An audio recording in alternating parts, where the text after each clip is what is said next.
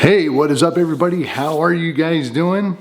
My name is Brian with Bluefoot Homestead. Thanks for coming and checking out this video. I do appreciate it. And I want to talk about the crisis that we're in. If you've seen some of my other videos, I did a couple videos based on this and it got like no views. I think one's got like 12 views or something like that. So basically nobody watched it. And it's an extremely important video, basically based off of what a lot of people call the fourth turning. I think traditionally it's called the institutional cycle, and we also have a socioeconomic cycle. But the institutional cycle is busted up in 4 parts. The last part is called the crisis. Now, the crisis involves a couple different things that most of it I think we can see is already going on right now, which leads to the final outcome of a major conflict, or just say World War III. So, to talk about a couple of those things, one of the things is social unrest. I think that we can see a little bit of the divide right now. I think a lot of it is the politically correct movement, the woke movement, the political movement. I think we saw a little bit of a rising up a couple Januaries ago, to not say too much. Not that I'm worried that much about my channel getting flagged, but you know what I'm talking about, January 4th. I think we saw a little bit of a pushback. I think we've seen this through the Palestine movement and the Israeli war in Gaza and Free Palestine, basically. I think we've seen some of this uprising. I think we're starting to see a little bit of the uprising with the border crisis and people kind of fighting back in some of these sanctuary cities on not really wanting them to be there, or to get government assistance because they realize, hey, 4,000 people can actually make a difference in our city. Well, you know, that's a video of its own. But I think we can see a lot of this stuff, and it's even kind of pushed with the media, which is a little bit crazy because all the people I talk to, whether you're far left or far right, they're like, I really don't care. Believe what you want to believe, you know what I mean? And that's been going on for many years. I've been asking people, especially when I find out they're a little more liberal. And I really like talking to them and stuff and kind of seeing their point of view on things, but nobody really cares. So it is pushed a little bit. But when it comes to the big picture, and it has to do with social media and all the media, starting to see this get created a little bit.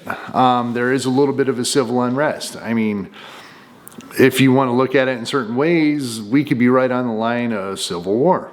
That is definitely part of the crisis. That's part of this fourth turning, as a lot of people like to say. And I'll refer to it as that because I think more people can relate to that, more people know about that than the institutional cycle. So another one, I'm probably not going to hit all the points today because I'm just going off of the top of my head right now, something I was thinking about 8 hours ago, and I decided to blurt it out to you guys here on YouTube. So the other one is collapse of universities. Now, this I don't really think has happened 100% yet. I do think that we've seen a little bit in the matter of like Harvard University, the dean had to step down because of things she said. There's a little bit of a legal attack towards the universities. And also the biggest thing is Joe Biden's student, what is it called? I don't know what it's called, but the student loan forgiveness program or whatever he's calling it.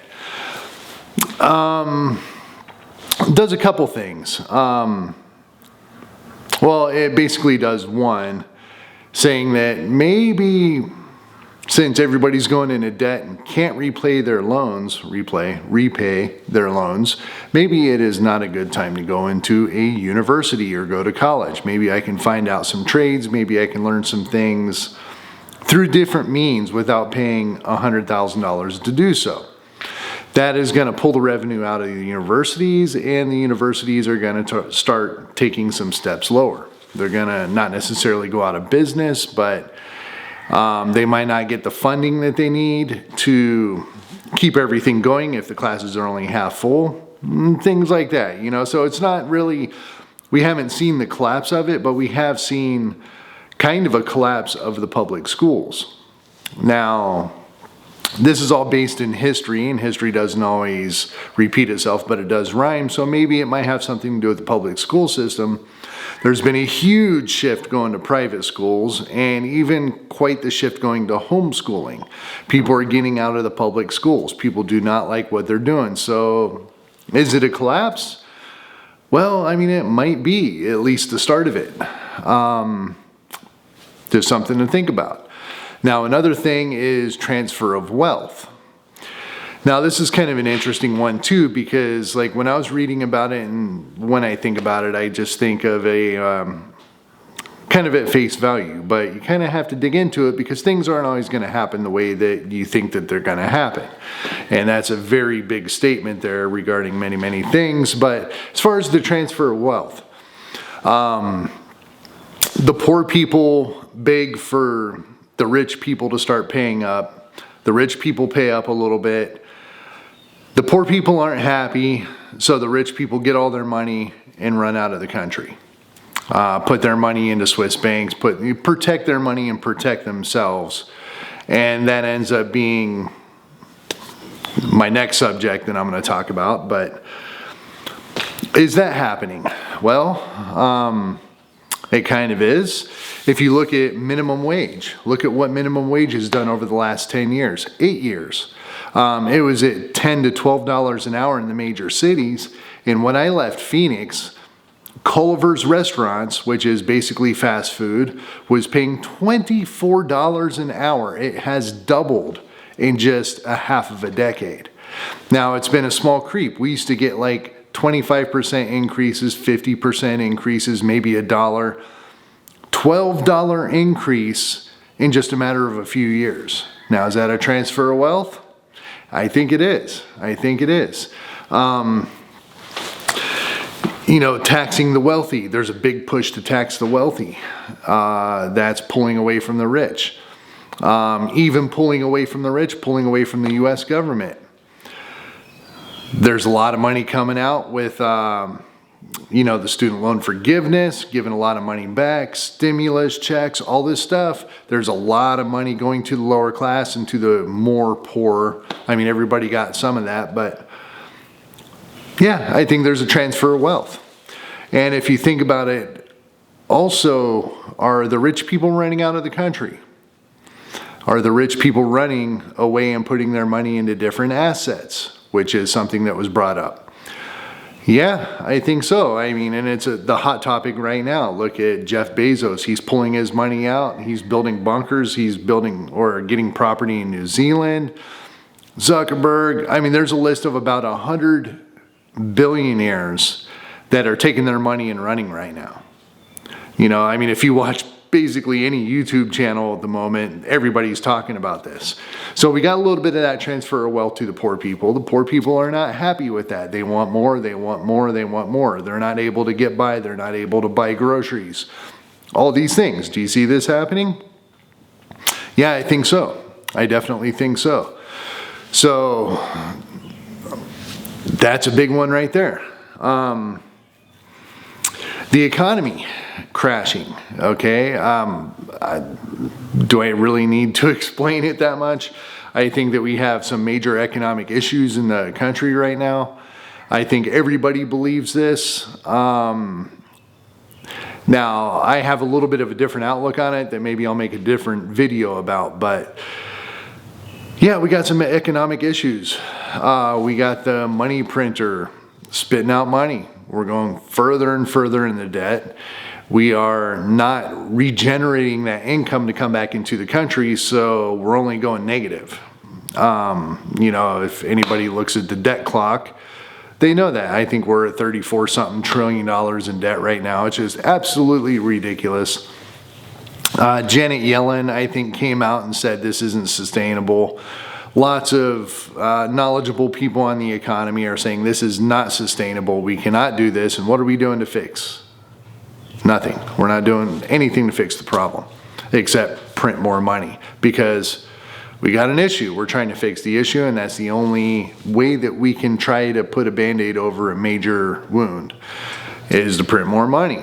That's not working. That's another one of the parts of the crisis.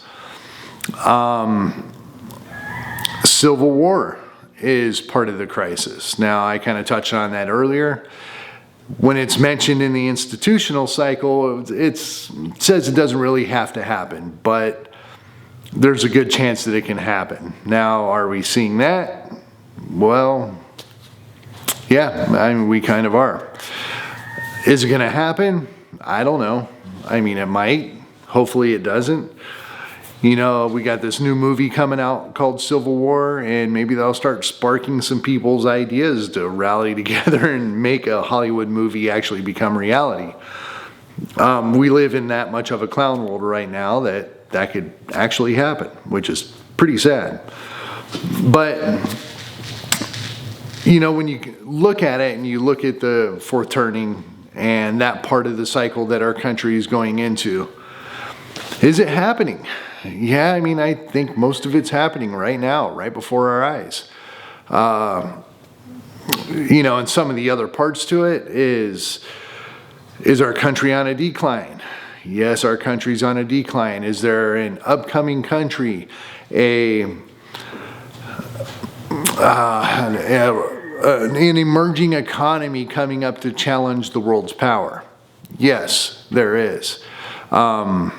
Those are about the only two things left, you know. Our country is definitely on a downturn. Can we recover it? Yeah, we can. You know, we've had a couple hiccups that we've come back from in the past. We might be able to do it. Can we stop China from becoming a more powerful nation? No, we cannot. Does China want world power? Yes, they do. Are they going to come and get it? Yes, they are. That we cannot stop. Now, that is, as I've said before, East versus West, communism versus the free world. That you can't slow down. Now, that's a whole other subject. I'm not going to get into that. But I just kind of wanted to point out a few of the things that are going on. Some of these steps of the crisis of a country going into downfall. Are we seeing these things? Can you guys see it? Can you guys see these things that are going on right now? I definitely can. So we have the next part of this crisis section of our country coming up. So now that I've seen all these other things happen, some things are probably going to intensify, like universities and whatnot. But there's definitely another thing coming. If all these others have happened, I think the next one's going to happen. So prepare, buy some food, definitely put some back, buy some gold, do whatever you need to do. And again, the thing is it's not really going to be what you think. So, I mean, how can you prepare for the unknown? We don't know what's going to happen. We just had lots of different issues happening around the country right now. And a lot of people don't see things coming. So how are you going to prepare for it? So start putting food back, keep prepping. Thanks for watching this video. I want to give you something to think about. Until next time, I'll talk to you then. Peace.